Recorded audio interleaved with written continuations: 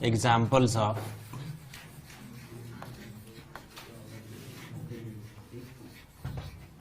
esterification. Examples of esterification. बताना भाई। सबसे पहले आपको ये पहचानना है कि ये जो रिएक्शन है ये टाइप 1 रिएक्शन है या टाइप 2। Concentrated H2SO4। बोलो भाई। टाइप 1। अगर मैं यहां पर O18 सॉरी मैंने गलती कर दी ना, ये it should not be acid, it is OH और ये O18 है। टाइप 1 आपने पहचान लिया है, तो बताओ O18 वहां प्रेजेंट होगा एस्टर में या नहीं होगा?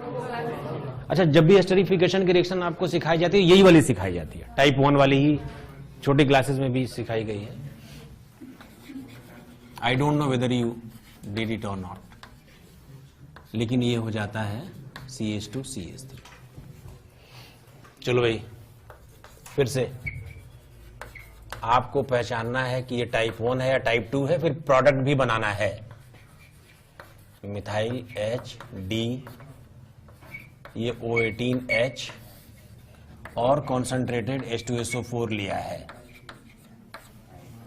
बोलो पहले तो ये बताओ टाइप 1 है या टाइप 2 है? टाइप 1। ठीक है भाई। O18 प्रेजेंट होगा या नहीं होगा? होगा। और ये है 1 2 3, ये 1 2 3 सॉरी ये S है। क्यों? तो अब वहां कायरल सेंटर का क्या होगा? S रहेगा या R रहेगा या मिक्सचर? S का S ही रह जाएगा, कांस्टेंट रह जाएगा। तो जो एस्टर बनेगा उसमें ये होगा O18 और ये होगा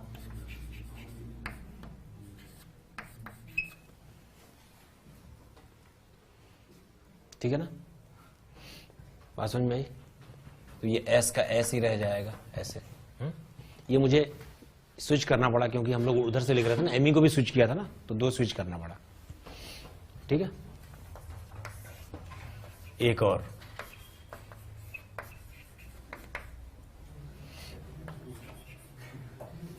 अगर मान लो मैं एल्कोहल ऐसे लिखता हूं ताकि स्विच ना करना पड़े, ये एक टर्शरी एल्कोहल है और हमने कॉन्सेंट्रेटेड H2SO4 लिया, एस्टरिफिकेशन हो रहा है। टाइप 1 या टाइप 2? कैसे पहचाना आपने कि टाइप 2 है? Alcohol is tertiary. टाइप 2 है तो एस्टर में O18 प्रेजेंट होगा या नहीं होगा?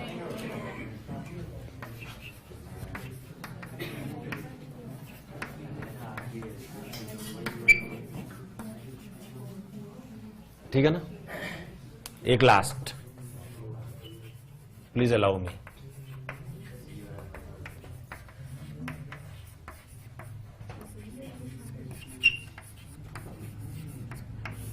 बताओ टाइप 2 है कि टाइप 1 है?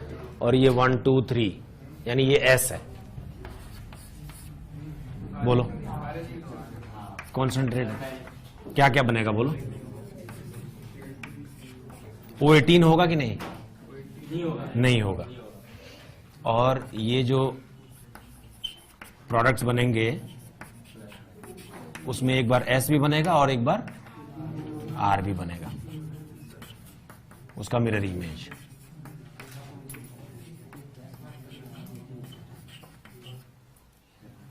ये है R, so they are actually plus minus mixture. किसी को डाउट है तो पूछो।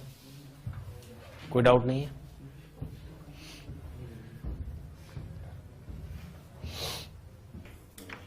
ऑफ एस्टर मैं जैसे लिख रहा हूं ऐसे बीच में ऐसे लिखना है। 2 तरह से हाइड्रोलिसिस होती है, एक एसिडिक मीडियम में, इसको बोलते हैं एसिड हाइड्रोलिसिस, और एक होती है बेसिक मीडियम में NaOH वगैरह के साथ, इसको बोलते हैं सपोनिफिकेशन।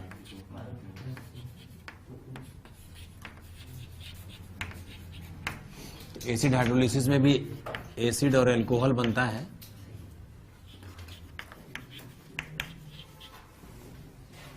और सैपोनिफिकेशन में RCOONA बनता है और एल्कोहल बनता है। ये जो है ना, ये सोप है। Sodium salt of fatty acids are soaps and that's why this process is known as saponification. Rate of saponification is faster than that of acid hydrolysis.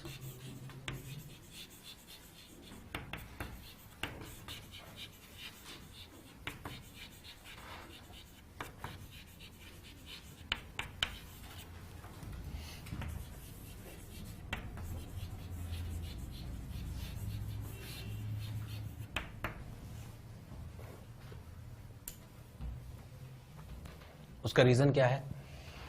इसमें क्या होता है, पहले H+ आता है, फिर H2O अटैक करता है, वीक न्यूक्लियोफाइल है। इसमें कैसे होता है बोलो? इसमें पहले सीधा ही OH- अटैक कर लेता है, बाद में लीव करता है। ये OH- सीधा अटैक कर लेता है पहले, फिर बाद में ये लीव कर जाता है। ठीक है ना? तो एसिड हाइड्रोलिसिस हो, यार ध्यान से देखो, एसिड हाइड्रोलिसिस हो या सैपोनिफिकेशन हो, इस बॉन्ड को ब्रेक होना है, OR- को निकलना है और इस कार्बोनाइल कार्बन पर न्यूक्लियोफिलिक अटैक होना है, इधर H2O विल अटैक और OH- विल अटैक। ठीक है ना? तो जो रेट है, rate is directly proportional to amount of positive charge at carbonyl group, C double bond O group. एक बात, it is inversely proportional to crowding at carbonyl group.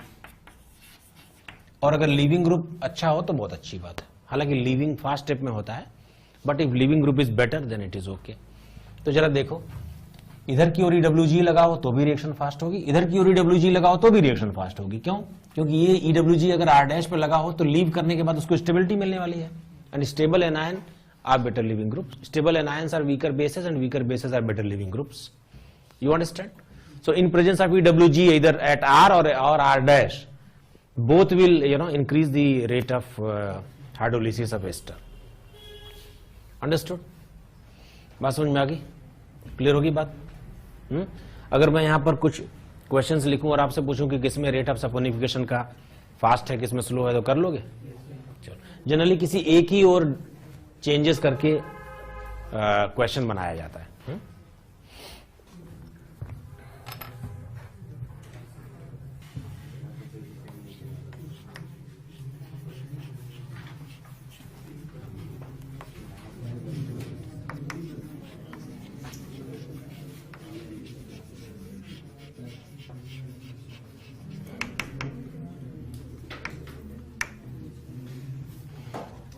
Order of rate of saponification बताओ भाई।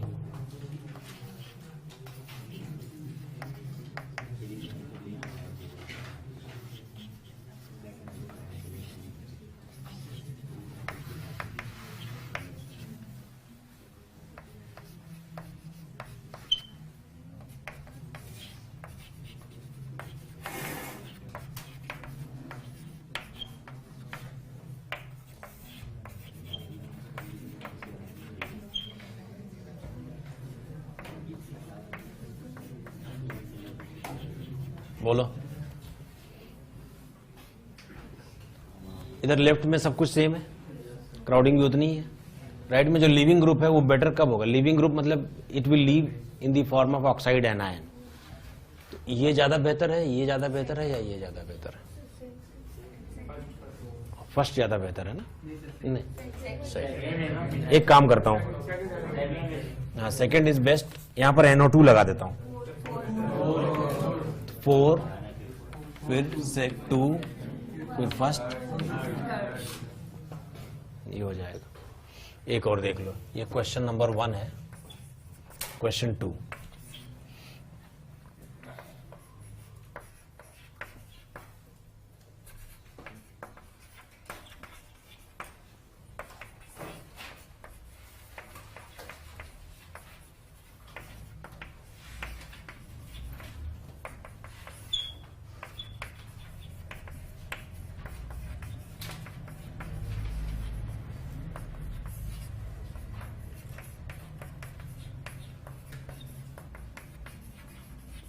बताओ, 4 सबसे fast, फिर 4th के बाद first, second. Amount of positive charge, ठीक है, गुड।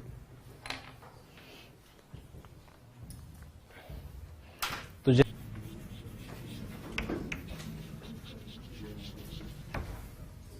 एसिड अमाइड RCONH2, ठीक है ना। प्रिपरेशन कैसे होती है बोलो, RCO, Cl ले लो और अमोनिया से ट्रीट कर दो, RCONH2 बन जाता है। मैंने आपको एक बार एक सीक्वेंस सिखाया था, मैंने कहा था ना कि ये सीक्वेंस लेफ्ट से राइट तो जा सकता है लेकिन राइट से लेफ्ट नहीं जा सकता, ठीक है। तो एमाइड तो उसमें बिल्कुल ही राइट में है, तो एसिड या एसिड का कोई भी डेरिवेटिव लेकर आप शुरू कर सकते हैं, एमाइड बना सकते हैं। क्या बात समझ में आ रही है ना। तो एमाइड बना सकते हैं और एमाइड का हाइड्रोलिसिस करोगे तो वापस एसिड बन जाएगा। क्लियर होगी बात ना, ठीक है। तो एमाइड बनाने का तो ज्यादा वो नहीं, प्रिपरेशन में ज्यादा नहीं करना हम लोगों को। इसकी रिएक्शंस के बारे में पढ़ेंगे, केमिकल रिएक्शंस ऑफ अमाइड। सबसे पहले पढ़ेंगे हॉफमैन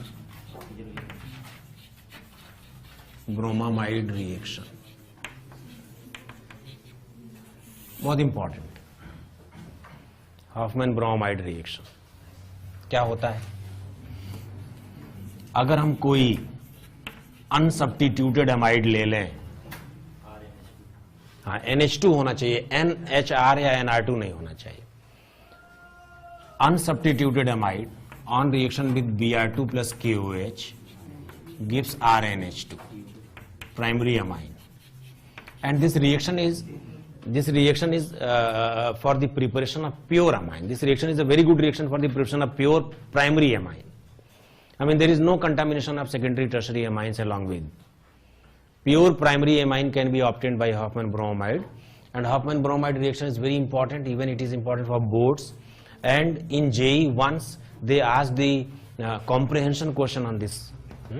इसका मैकेनिज्म बना के उन्होंने एक 3 क्वेश्चंस का सेट पूछा था एक बार।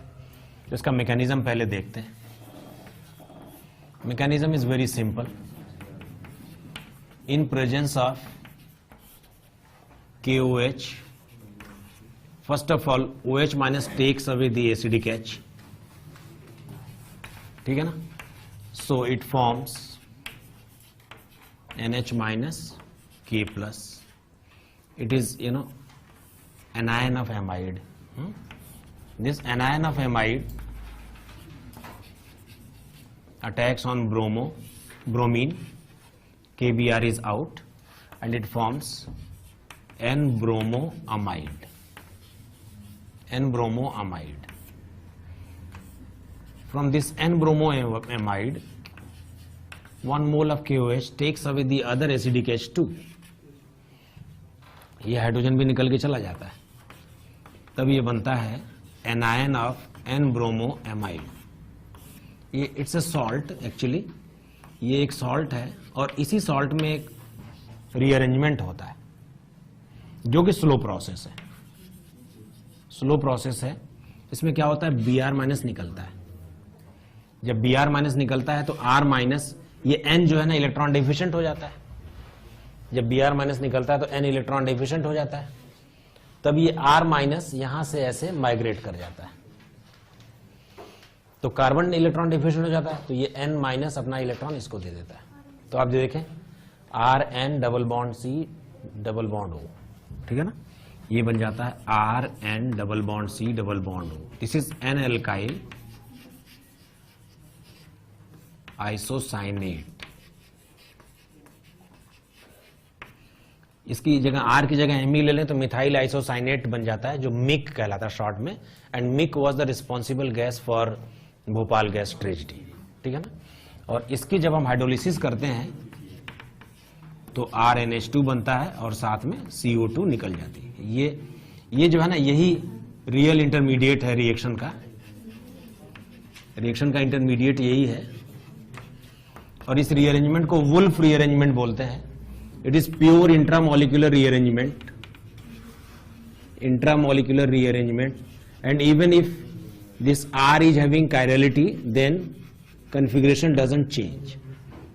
It is so intramolecular and simultaneous that R is not having opportunity to change its configuration in case if it is chiral. Understand?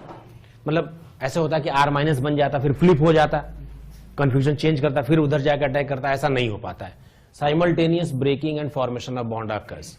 So this R is not having sufficient time to flip and to change the configuration. That's why throughout the migration the configuration of R if chiral remains constant. Understand? So it is pure intramolecular rearrangement. नहीं लिखना. देखो, in first step OH minus takes away the acidic H. In first step OH minus takes away the acidic H. अगला point लिख लो. Then anion of amide attacks on Br2 in second step. Anion of amide attacks on Br2 in second step to form N-bromoamide. To form N-bromoamide, which forms a salt with KOH. Which forms a salt with KOH by removal of H plus. Which forms a salt with KOH by removal of H plus. Next point लिख लो.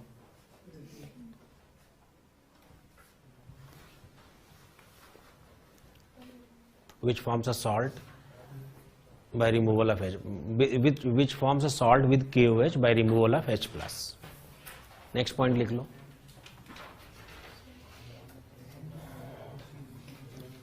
1,2-alkyl shift takes place, which is a pure intramolecular rearrangement. 1,2-alkyl shift takes place, which is a pure intramolecular rearrangement. 1,2-alkyl shift takes place, which is a pure intramolecular rearrangement, and if R is chiral, then configuration remains constant throughout. And if R is chiral, then configuration remains constant throughout. If R is chiral, then configuration remains constant throughout. ठीक है ना?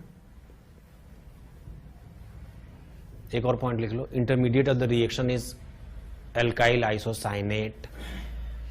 Intermediate of the reaction is alkyl isocyanate. RN double bond C double bond O. ठीक है ना?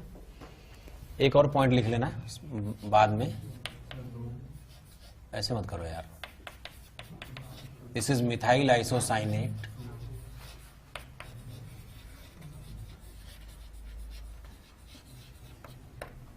Short में बोलते हैं MIC, which is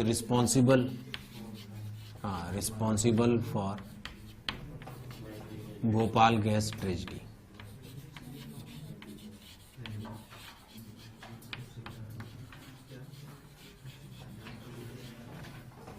Bhopal gas tragedy. Methyl isocyanate. ये जेई मेन में क्वेश्चन भी आया था. इस क्वेश्चन जेई मेन में आया था, और उसमें जानते हो मिथाइल आइसोसाइनाइड भी एक ऑप्शन था. तो कुछ बच्चे हमारे पास आए कि हम जब भी जहां भी पढ़ा था उन्होंने, उनको साइनाइड ही बताया गया था. या तो ऐसे बच्चों को भी कंफ्यूजन हो जाता है कई बार. बालकों का कुछ कह नहीं सकते कि उल्टा ही बोल दें आगे. एग्जाम्पल लिखो. चलो, MECONH2 KOH plus Br2. KOH plus Br2 की जगह पर KOBr लिखा हो ना तो भी यही होता है. OH माइनस और Br2 लिखा हो तो भी यही होता है. X2 लिख दिया हो तो भी यही होता है. ठीक है ना? बात समझ में आ रही है? क्या बन जाएगा बोलो? मिथाइल अमीन. बोलते जाओ जल्दी जल्दी. ETCONH2. अपने को क्या करना है बोलो? बीच में से CO हटवाना है बस. ठीक है ना?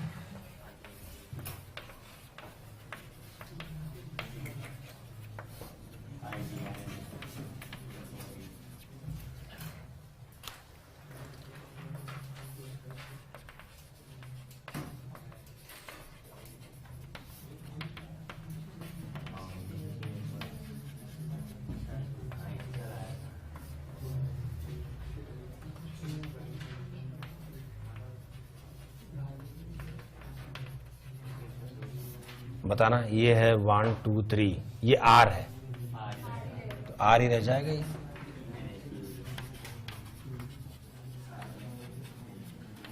R will remain R।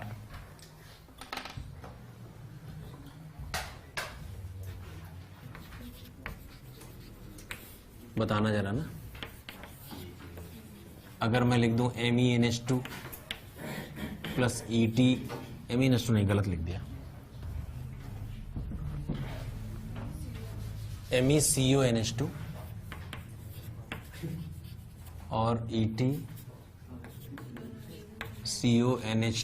N15 ले लिया यहां पर, ठीक है ना। तो आपको तो पता है ये प्योर इंट्रामोलिक्यूलर है, तो Me के साथ NH2 आएगा और ET के साथ N15H2 आएगा, ठीक है ना।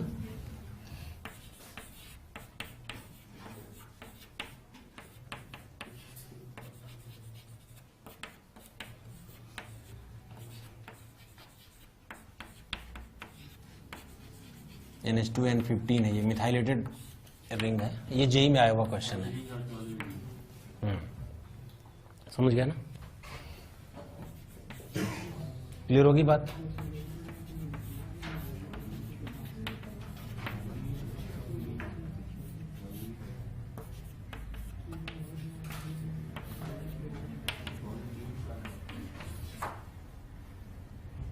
समझ में आ रही बात ना।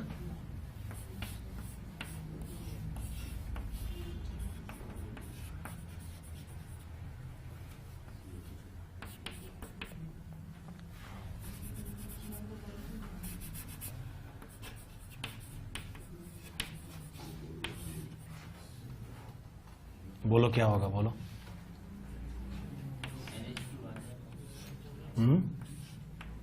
ये NH2 बन जाएगा और ये क्या है CH2COOH, तो ये यहां अटैक कर लेगा, फिर SN2TH, NH बन जाएगा यहां।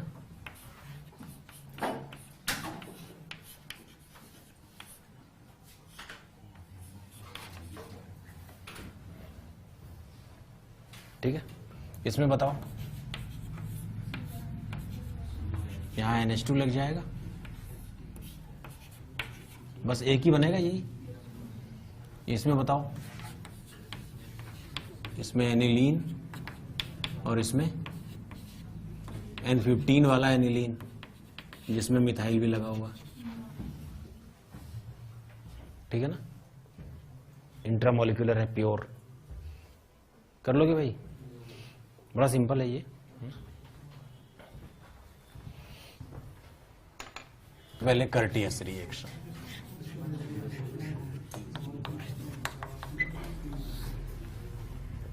बड़ा सिंपल है ये। Azide derivative of acyl azide इसको बोलते हैं, RCON3 कॉल्ड एसाइल एजाइड। इसको हीट करने से RNC डबल बॉन्ड O बनता है और नाइट्रोजन निकल जाती है, और जो बाद में हाइड्रोलाइज करने से प्राइमरी एमीन और CO2। ये प्राइमरी एमीन बनाने की रिएक्शन है जिसमें इंटरमीडिएट वही है जो हॉफमैन में था। मैकेनिज्म देख लो, बड़ा ही सिंपल।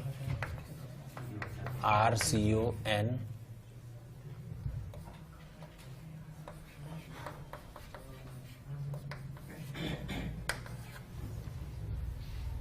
आपने हीट किया, हीट करते नाइट्रोजन निकल जानी है, नाइट्रोजन निकलेगी तो ये वाला नाइट्रोजन इलेक्ट्रॉन डेफिशिएंट हो जाएगा। तो इसमें भी वही वाला वुल्फ रीअरेंजमेंट जो हॉफमैन में हो रहा था। फिर ये वाला इधर डबल बॉन्ड बन गया ना, नाइट्रोजन निकलते ये बन गया ना, R double bond RN double bond C double bond O plus N2 is out. अब अगर आप इसकी हाइड्रोलिसिस कर दो तो RNH2 बन जाता है, ठीक है ना। ये कर्टियस रिएक्शन है। श्मिट भी बिल्कुल ऐसे ही है।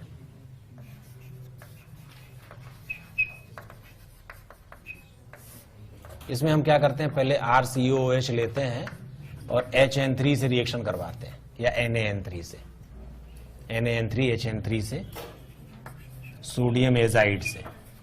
तो पहले ये RCON3 बन जाता है, फिर हीट करते हैं तो RNH2, हीट करने के बाद हाइड्रोलिसिस ऑफ कोर्स, तो RNH2 CO2 और N2। तो आप समझ रहे हो क्या, कर्टियस जैसा ये बिल्कुल, ये पहले RCON3 बन गया, फिर उसके बाद यही वाली रिएक्शन है, ठीक है ना। लॉजेन थोड़ा सा अलग है,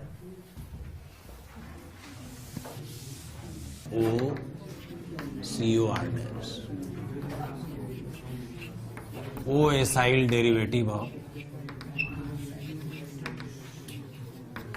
हाइड्रोक्सामिक एसिड।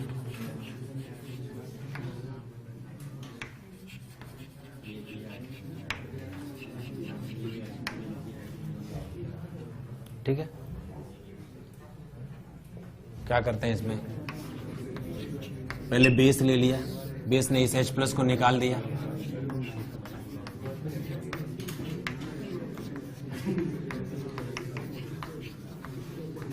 अभी क्या होगा बोलो, हीट करोगे तो ये निकलता है, R इधर शिफ्ट और ये इधर, ये बिल्कुल वैसा ही रीअरेंजमेंट है,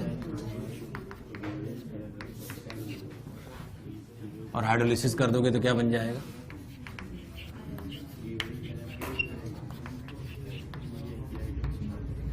ठीक है ना।